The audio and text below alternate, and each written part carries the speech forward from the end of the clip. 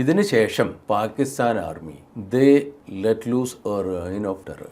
ശരിക്കും പറഞ്ഞാൽ ഒരു റേഷ്യൽ ജനോസൈഡ് എന്ന് വേണം പറയാനായിട്ട്. ഏകദേശം 3 ലക്ഷം മുതൽ 5 ലക്ഷം ജനങ്ങളെ ഇവർ കൊന്നൊടുക്കി. 3 ലക്ഷം മുതൽ 7 ലക്ഷം സ്ത്രീകളെ ക്രൂരമായിട്ട് പീഡിപ്പിച്ചു. ആ സ്ത്രീകളിൽ ഹിന്ദുക്കളായിരുന്ന സ്ത്രീകളെ മുഴുവനും ഇവർ വെടിവെച്ചു കൊന്നു. മുസ്ലിം സ്ത്രീകളെ കൊന്നില്ല. കാരണം എന്താ?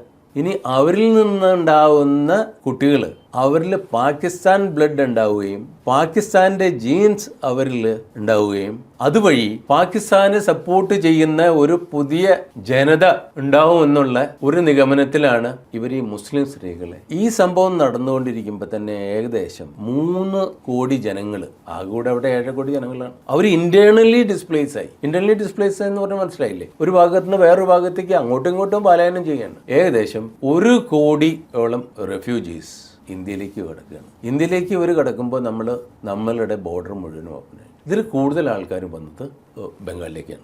അവിടെ നിന്ന് അങ്ങോട്ട് പിന്നെ പ്രശ്നങ്ങൾ ഇങ്ങനെ കൂടുതലായി. ഇതാണ് ഒരു ചെറിയ ഒരു ബ്രീഫ് ഈ യുദ്ധത്തിലേക്ക് വിട്ട കാരണം.